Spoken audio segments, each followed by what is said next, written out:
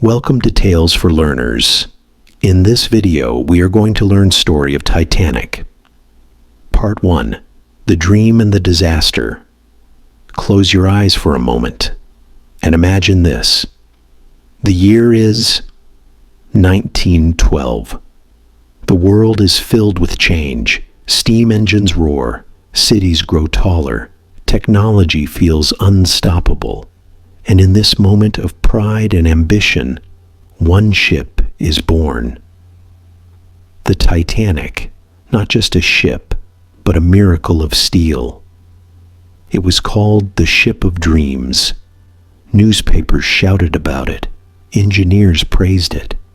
People believed it was a floating city, stronger than nature itself. Why such confidence? Because the Titanic was the largest, most luxurious ship ever built. Nearly 270 meters long, taller than most buildings, and able to carry more than 2,200 people across the ocean. Inside, it was like a palace on water. Imagine this, a grand staircase shining under crystal chandeliers, rooms filled with gold details, soft carpets under your feet, dinners served with silver spoons and the best wine of Europe. For the rich, it was paradise. For the poor, even the third-class rooms were cleaner and more comfortable than anything they had known. The world whispered one word: unsinkable. People truly believed it. Even magazines wrote, "Not even God could sink this ship." That confidence would soon become the greatest irony in history. On April 10, 1912, the Titanic left Southampton, England. Families waved from the port, children cheered, bands played. It felt like a festival, a journey to the future. The passengers came from everywhere: millionaires, movie stars, businessmen, workers, immigrants, all sharing the same ocean, but living in different worlds inside the same ship. The Titanic sailed smoothly for 4 days. The sea was calm. People laughed, danced, ate. Nobody knew. That danger was waiting silently in the cold waters of the North Atlantic. Then came the night of April 14th, 1912. A clear night, stars shining like diamonds, the air freezing. At 11:40 p.m., the ship struck an iceberg. A wound was torn along its side. At first, it seemed small. Passengers barely noticed, but deep inside the ship, water rushed in, room after room, compartment after compartment. Panic spread slowly, then suddenly. Lifeboats were prepared, but there were not enough. Only space for about half of the passengers. The unsinkable ship was dying. Imagine the chaos. The music still played as if pretending everything was fine. Mothers held their children close. Husbands promised to see their wives again, even though they knew it was a lie. Some prayed, some screamed, some jumped into the black, icy water. By morning it was over. The Titanic was gone. More than 2,500 lives lost. A tragedy that shocked the entire world. But the story did not end there. The Titanic was not destroyed. It sank, but it remained, silent, hidden, 4,000 meters below the ocean surface, waiting in darkness as if frozen in time. And people asked, where is it? Can it ever be found? Or would it sleep forever under the waves?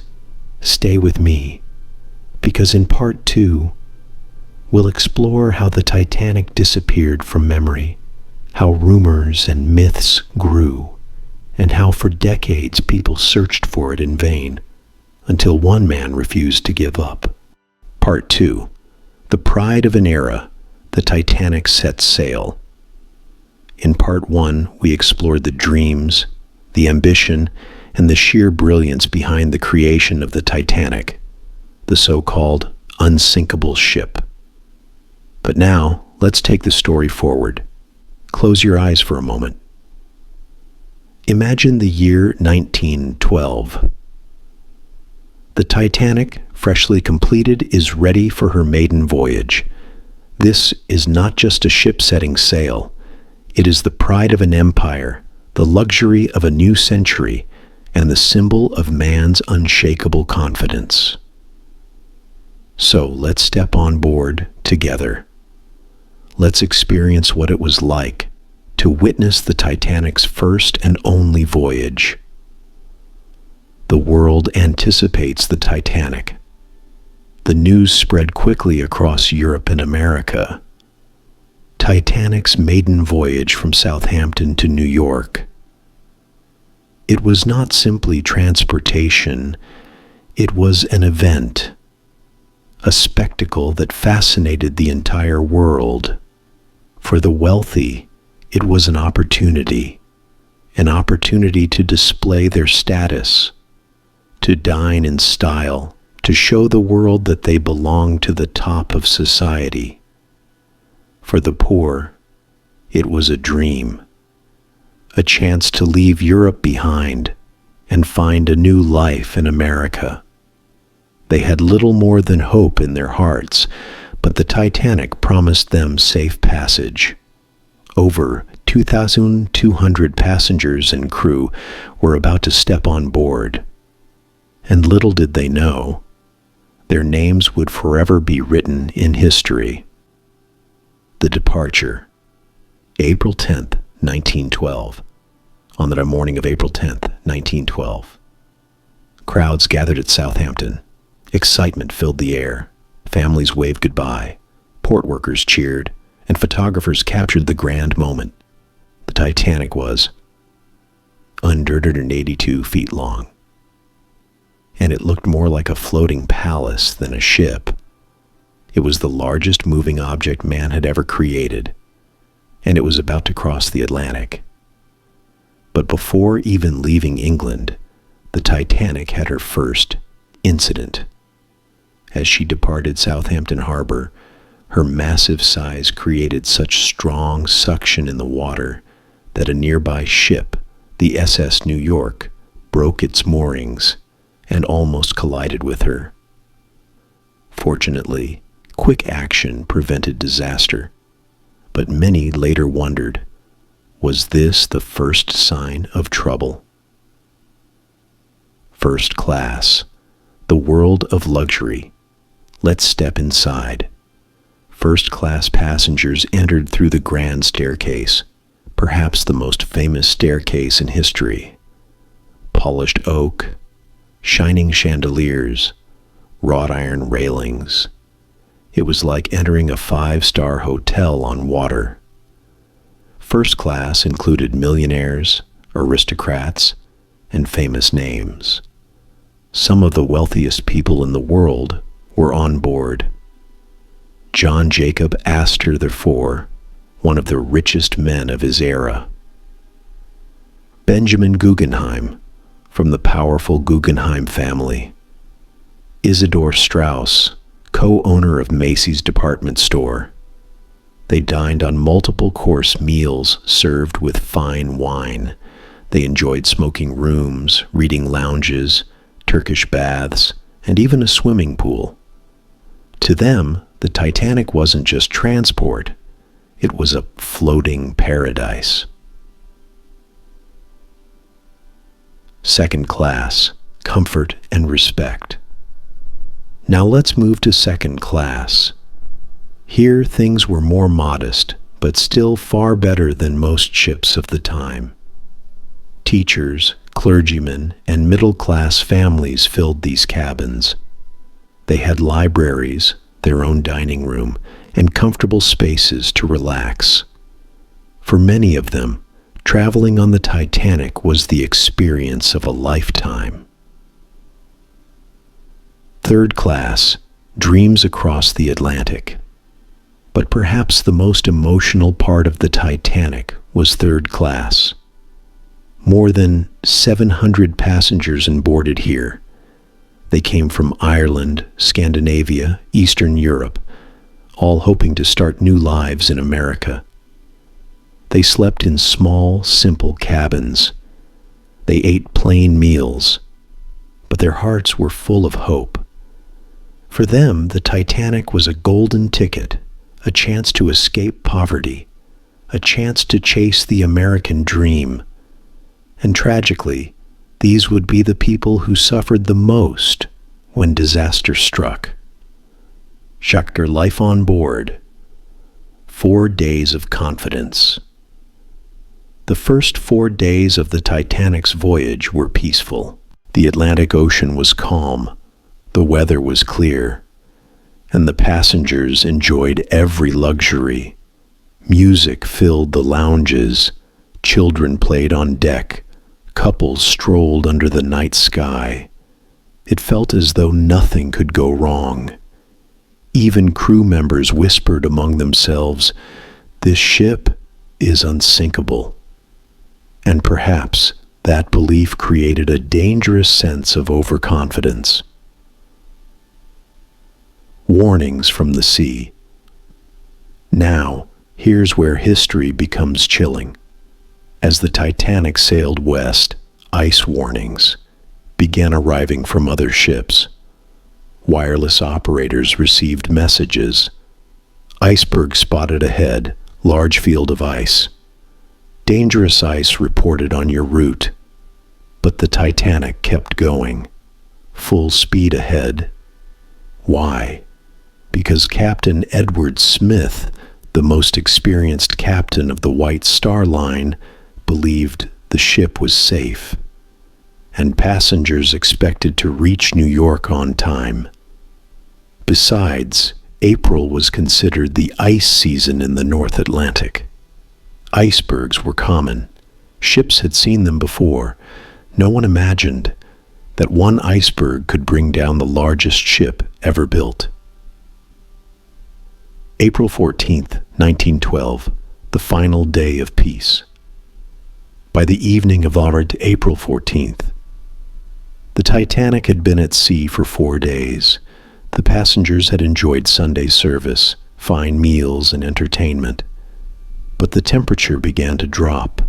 The ocean grew strangely still, and the night became unusually dark.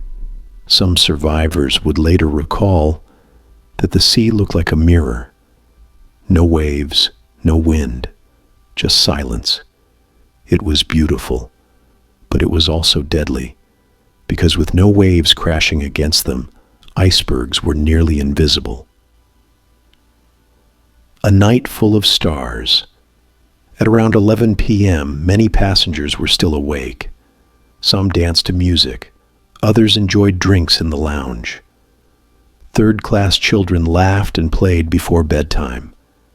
Above them, the sky was clear. The stars sparkled brighter than most had ever seen. It was a perfect night, or so it seemed. But in less than 1 hour, history would change forever. And that's where we end. Part 2. The Titanic is 4 days into her journey. Passengers are living in luxury, comfort, and hope. Warnings of ice have been received. And yet, the ship sails on, full speed ahead. In our next part, we'll relive the exact moment of the iceberg collision. What did the lookouts see? How did the crew react? And why did the unsinkable Titanic sink so quickly? Stay tuned, because the story is just about to reach its most tragic turning point. Part 3. The night of the collision. In Part 2, the Titanic was 4 days into her journey. The passengers were enjoying life. The weather was calm, and the night sky glittered with stars. But beneath that beauty, danger was waiting. The warnings had already arrived. Icebergs ahead, fields of ice on the ship's route. Yet, The Titanic pressed forward at nearly 22 knots, close to full speed, because the ship was believed to be unsinkable, because the passengers expected to reach New York on schedule, and because confidence was higher than caution. Now, let us relive the night of April 14th, step by step.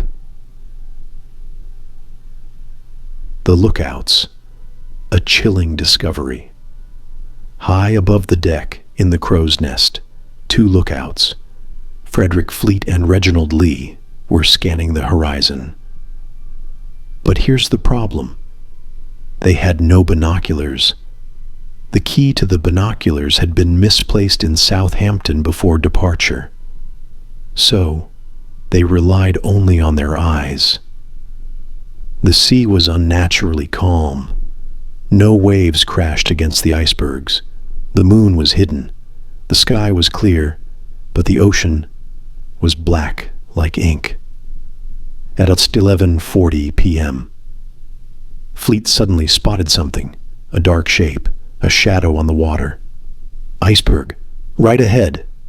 He rang the warning bell 3 times, and then he grabbed the phone to the bridge. Iceberg right ahead. The bridge. A race against time on the bridge. First Officer William Murdoch reacted instantly. "Hard a starboard," he shouted to the helmsman. And then, "Full astern," to the engine room. The great ship began to turn. Slowly. Too slowly. For a moment it seemed they might avoid the iceberg. The bow swung to the left. The ship began to curve. But then, a sound like tearing metal filled the air.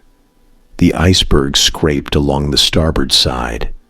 It punctured the hull in 6 different places. The impact lasted only about 10 seconds.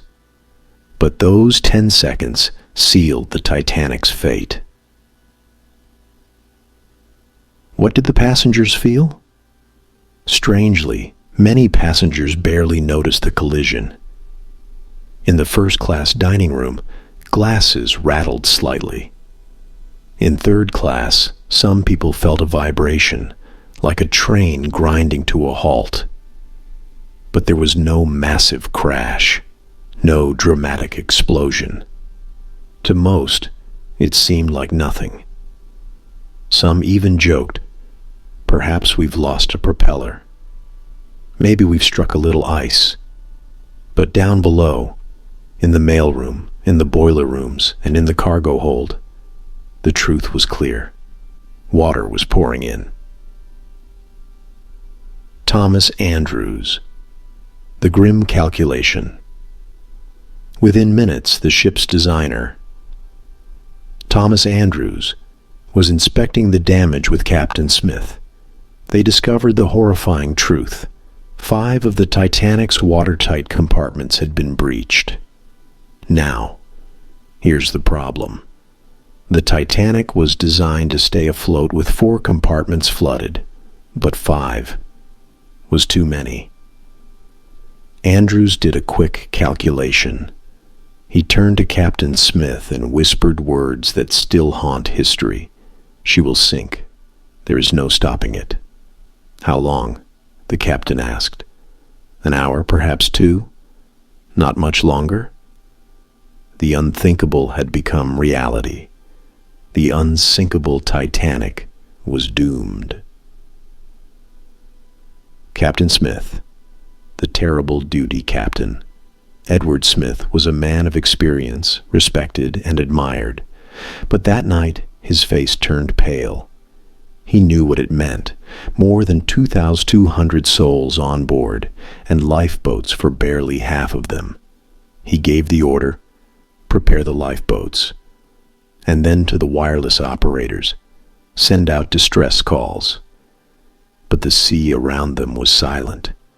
No ship was immediately close enough to save them. The wireless room, SOS. In the wireless room, Jack Phillips and Harold Bride tapped frantically on their keys. "CQD, CQD, this is Titanic. We have struck ice. Come at once." Later, they also used the new distress code, SOS. Some ships heard the call. The Carpathia, 58 miles away, turned immediately to help. But at Titanic's speed, that was at least 4 hours away.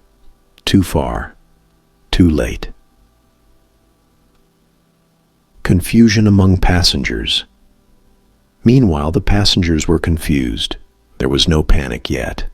Stewards knocked politely on doors. "Please put on your life jackets. It is only a precaution." Some first-class passengers resisted.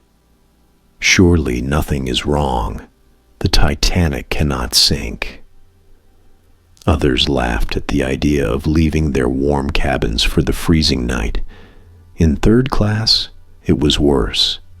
Locked gates separated them from the upper decks. Many didn't even know where the lifeboats were located. The lifeboats, a shocking reality. Here's where tragedy deepened. The Titanic carried 20 lifeboats. But that was not enough. Even if filled completely, they could only carry about 178 people. That meant more than 1,000 would be left behind. And yet, the first lifeboats were launched half empty at 12:45 a.m. The first lifeboat was lowered with only 28 people inside, though it could carry 65. Why? Because many passengers refused to believe the danger was real, and officers feared the boats might break if filled too full. The irony is chilling. People stayed on the unsinkable ship instead of stepping into safety. Chaktirwal. Calm before the panic. To keep spirits calm, the ship's band began to play. Violin, cello, and piano echoed across the deck. Soft tunes, hymns, and cheerful music filled the air. Passengers smiled nervously. Some even danced. It felt surreal, as if the danger was only an illusion. But slowly, reality spread. The bow of the ship was sinking deeper. Cold seawater flooded cabins, and the tilt of the deck became harder to ignore. A deadly race against time. By 1:30 a.m. The Titanic was noticeably sinking. Lifeboats were now leaving faster, some with women and children, others with wealthy men who persuaded officers. Below deck, third-class families struggled desperately to find a way up. Some were trapped behind locked gates. Others were lost in the maze of corridors. Meanwhile, the freezing Atlantic water had already risen above the mailroom. Crew members fought to pump water out, but it was hopeless. Every minute, the Titanic grew heavier. Every minute, the ocean claimed more of her. And so we end. Part 3 here. The iceberg had struck. The ship was doomed. The first lifeboats had launched, half empty. And the passengers were caught between disbelief and growing fear. In Part 4, we will enter the darkest hours, the chaos on deck, the final lifeboats, the band's last song, and the heartbreaking choices people made as the ship went down. Stay with me, because the story of the Titanic is only becoming more haunting and more human. Part 4. The final hours of Titanic. In Part 3, we saw the iceberg, the collision, and the first lifeboats leaving the ship. But now, we enter the darkest part of the night, the part where courage and fear mixed, where decisions meant life or death, where history was written in screams, silence, and seawater. Let us relive those final hours. The midnight deck. It was now past 1:30 a.m. The deck of the Titanic was tilting. Passengers felt it as they walked. The angle was growing sharper. Some still refused to believe. One man was seen kicking chunks of ice across the deck like a football. Another joked, "We'll be in New York in no time." But those jokes grew weaker, because the truth was visible. The bow was sinking deeper and deeper into the black Atlantic. The water outside was below freezing, -2 degrees Celsius. Falling into it meant death in minutes. People began to understand. Lifeboats filled the sea. The crew tried to organize. "Women and children first," was the command. Mothers kissed their husbands goodbye. Children cried as fathers pushed them into the boats. Some men disguised themselves as women to escape. Lifeboat after lifeboat touched the water. Some went half full. Some were overcrowded. Each one carried faces of fear, hope, and disbelief. One lifeboat lowered with only 12 people inside, though it could carry 65. Another left with a baby passed down in the dark, with no mother beside. From the sea, survivors looked back at the Titanic. They saw her lights shining bright, her decks crowded with hundreds still waiting. The great ship looked like a floating city refusing to die. The band's last song. Through it all, music played. The Titanic's band, led by Wallace Hartley, stood on deck with violins and cellos. At first, they played lively tunes, ragtime, cheerful songs to keep spirits calm, but as time passed, the music slowed. Softer hymns filled the night, and according to survivors, their final song was, "Nearer, my God, to Thee." Imagine it, the cold air, the stars overhead, the screams in the distance, and a small group of men playing until the very end, refusing to abandon their instruments. It is one of the most haunting images in history. Captain Edward Smith. Where was the captain? Edward Smith, the proud commander of Titanic, walked the decks giving orders. He tried to remain calm, but his eyes revealed the truth. He knew the ship was doomed. Some say he helped children into lifeboats. Others say he returned to the bridge, silent and still. Witnesses later claimed his final words to his crew were simple: "Be British." In other words, show courage, show dignity, even in death. Moments later, he vanished into the sea. Families torn apart. The tragedy was not only a sinking ship, it was the breaking of families. In first class, Isidore Strauss, owner of Macy's department store, refused to enter a lifeboat without his wife Ida. She refused to leave him behind. Together they sat on deck chairs, holding hands, waiting for the end. In steerage, young Irish families begged for gates to be opened. Mothers clutched babies. Fathers tried to force their way through locked doors. Some succeeded. Many did not. The difference between life and death often came down to class and chance. The cold reality. By 2 a.m., the Titanic's bow was almost completely under. The stern, the back of the ship, began to rise out of the water. Passengers slid down the tilted deck, screaming. Those still on board had few choices left: jump into the freezing water, cling to the railings, or pray for a miracle. But no miracle came. The last lifeboats at around 5 a.m. The final lifeboats were launched. Now, more than 500 people were left on the ship with nowhere to go. Officers begged passengers to remain calm, but panic spread. Men rushed forward. Guns were fired in the air. Some officers used force to keep order. Yet even in chaos, there were moments of quiet sacrifice. Engineers stayed at their posts to keep the lights running.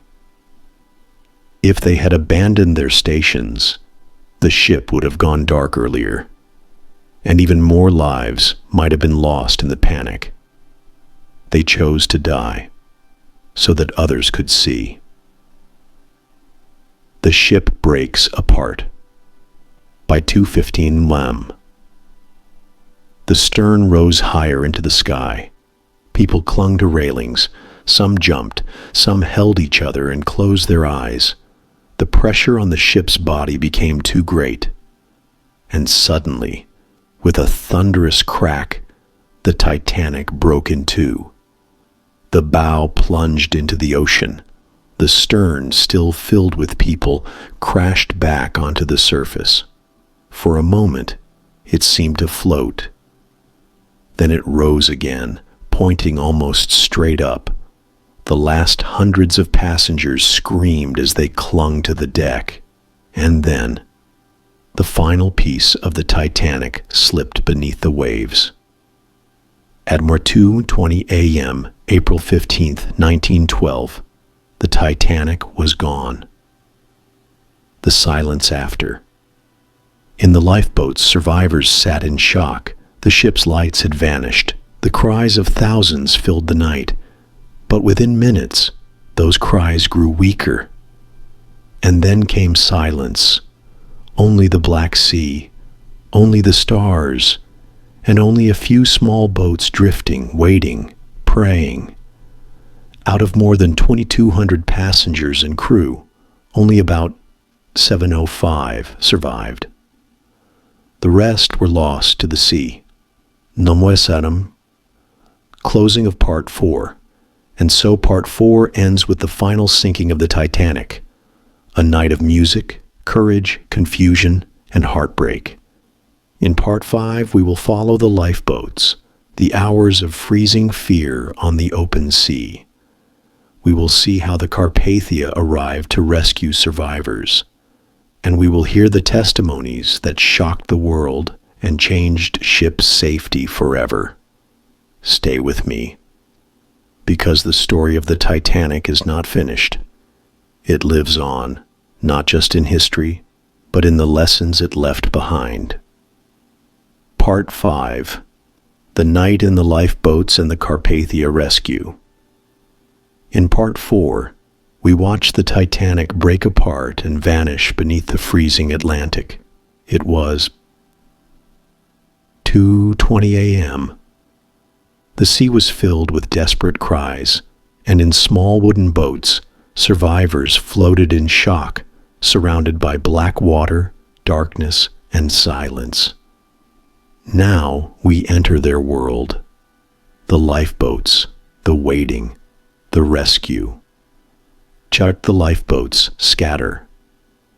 There were 20 lifeboats in all, some close together, some far apart, some nearly empty, some dangerously overcrowded.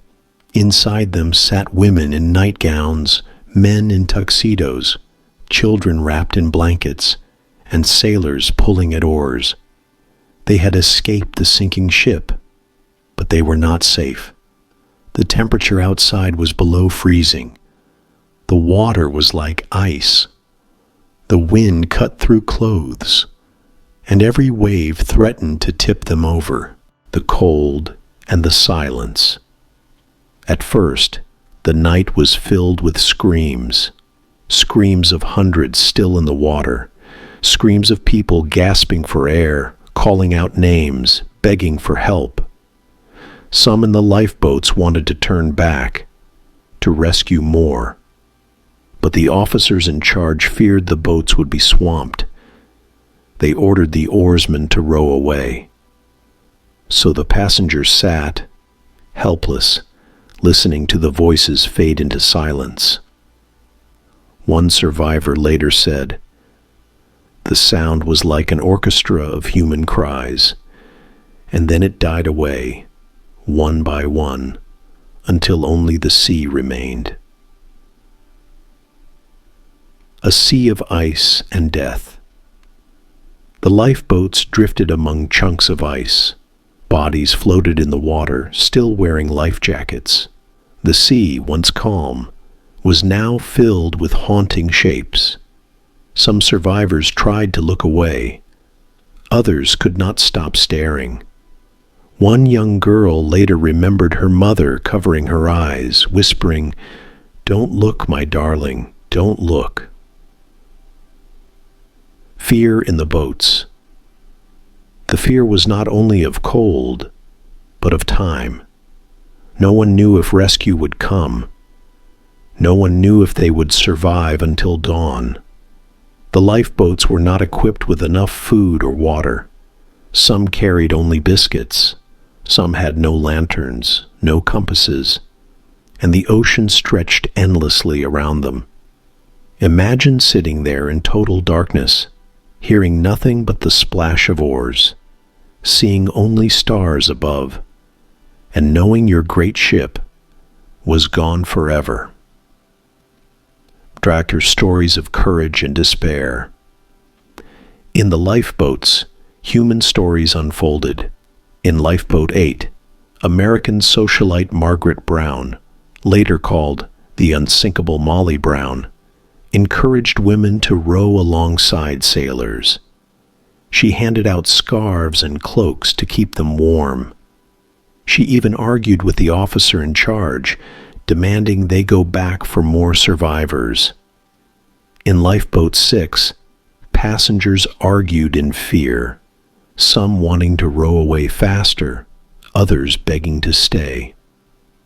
In Collapsible Lifeboat B, overturned in the water, men clung desperately to its sides all night, balancing on top. Among them was wireless operator Harold Bride, his legs frozen but still alive. Each boat carried its own battle.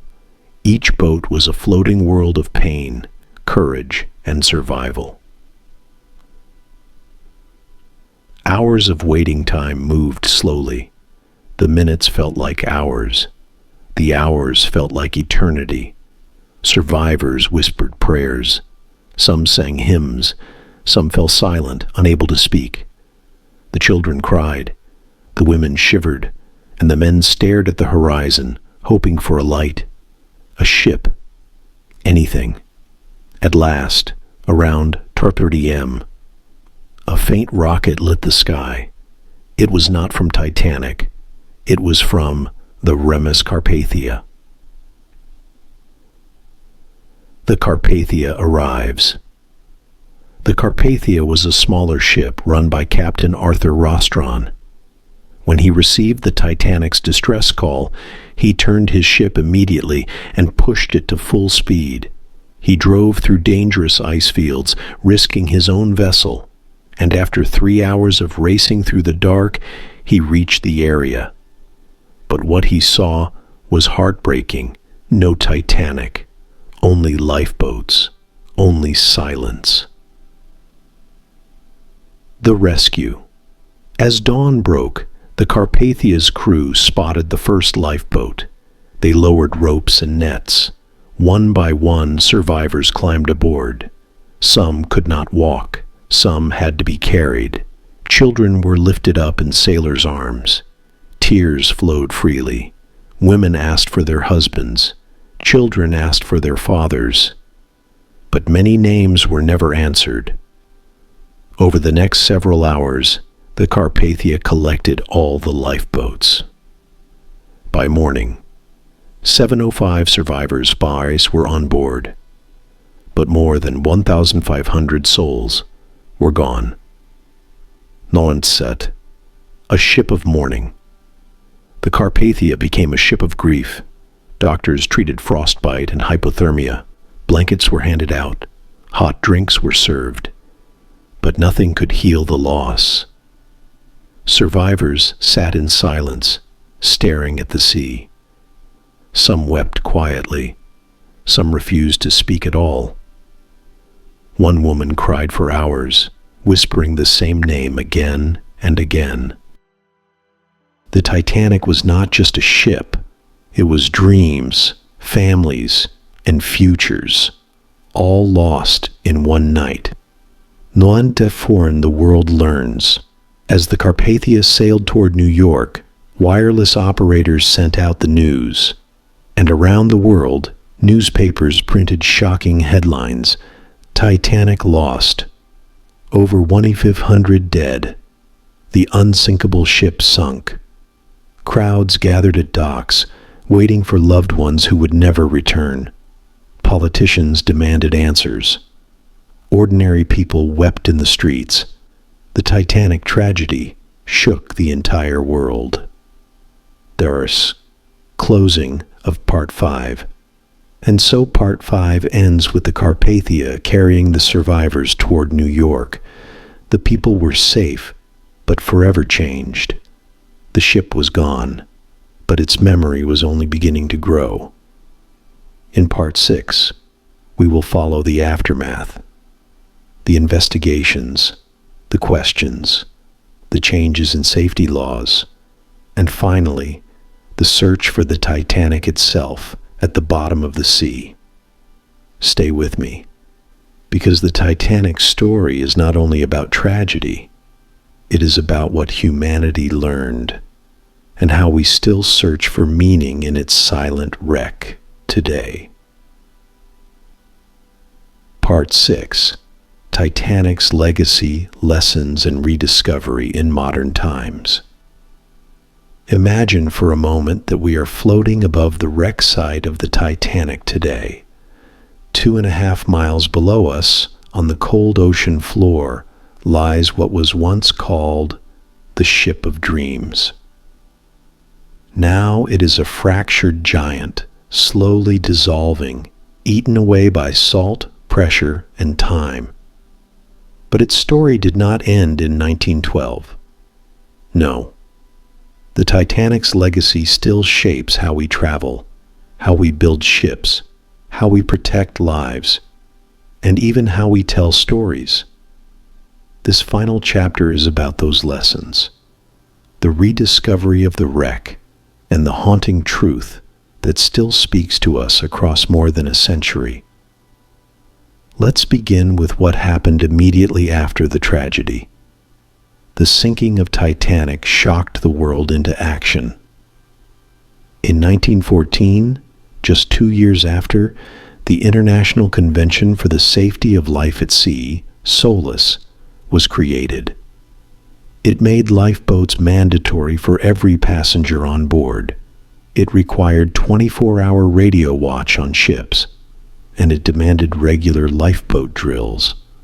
All these things we now take for granted were born from the icy waters of that April night. So, in a way, every time you step on a cruise ship today, the ghost of Titanic is there, making sure you are safer. But the ship was more than regulations. It became a cultural legend. Books, songs, plays, and later films turned Titanic into a myth almost as much as a memory. Think about it.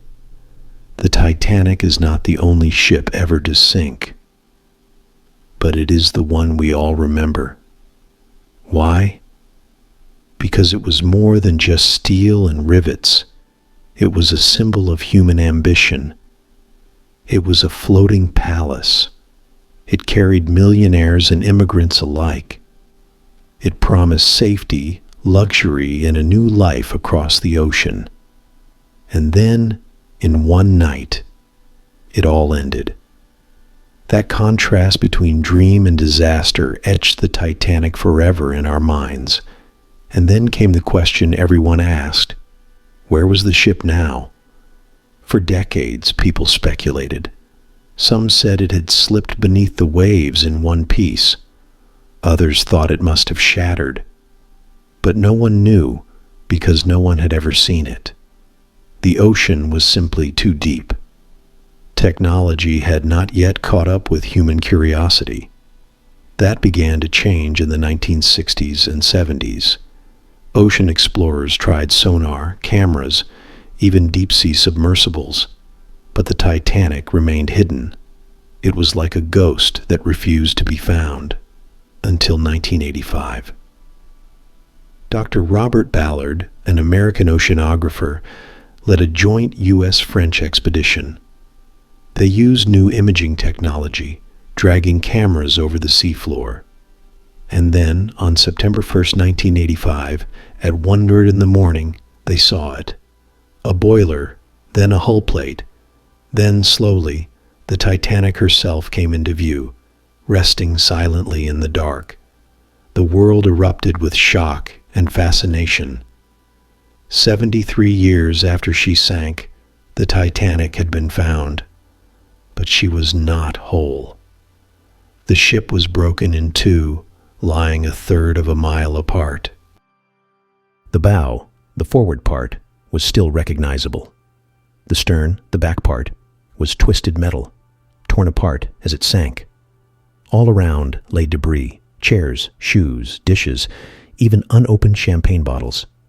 It was like a frozen time capsule, a window into 1912. And yet it was heartbreaking. Because every item you see down there once belonged to someone who never came home. Since then, dozens of expeditions have visited the wreck. They brought back stunning photographs and haunting videos. But they also raised ethical questions. Should the wreck be left alone as a grave? Or should artifacts be recovered to preserve history before the ocean destroys them forever? Some expeditions salvaged jewelry, china, and parts of the ship. They are now displayed in museums around the world. Others argue nothing should be touched, that the Titanic belongs to the dead. It is a debate that still continues. Meanwhile, the ship itself is vanishing. Salt water, iron-eating bacteria, and immense pressure are slowly consuming it. Scientists predict that within 30 to 40 years, the wreck may collapse entirely into the seafloor, leaving almost nothing. In other words, the Titanic is dying a second death, this time in silence. It is both sad and poetic, because nothing lasts forever, not even steel giants. But let's not end on sorrow alone. The Titanic story is also about memory. Every year, people still hold ceremonies on April 15th. Descendants of passengers still tell their families' stories. Schools still teach about it. Filmmakers still reimagine it. And travelers still visit Titanic memorials around the world. In a strange way, the Titanic never truly sank. It lives on in us, in our movies, our books, our museums, our caution, and our dreams. Now let me ask you, what is the greatest lesson of Titanic? Some say it is about human pride. Others say it is about tragedy and loss. But maybe, just maybe, the real lesson is this: that every human life matters, no matter rich or poor, first class or third. When disaster strikes, we are all the same. The Titanic taught us that, and it is a lesson we should never forget. Close your eyes now and imagine the ship as it was in 1912, the shining chandeliers, the grand staircase, the laughter of passengers, and then imagine the silence of the deep ocean where it rests today. One story, two worlds, forever connected. And now, as we close this journey together, let's remember, history is not just dates and facts. It is human lives, human dreams, and human lessons. The Titanic reminds us of both our power and our fragility. It reminds us that technology cannot replace humility. It reminds us that stories live forever, even when steel does not. This was Tales for Learners. I hope today's story gave you not just knowledge, but also perspective. If you want to keep exploring stories that improve your English and expand your mind, then this is the place for you. So before you go, do one small thing. Hit the like button, subscribe to our channel, and share this story with someone who loves learning as much as you do. Together, we can keep history alive and improve our English, one tale at a time.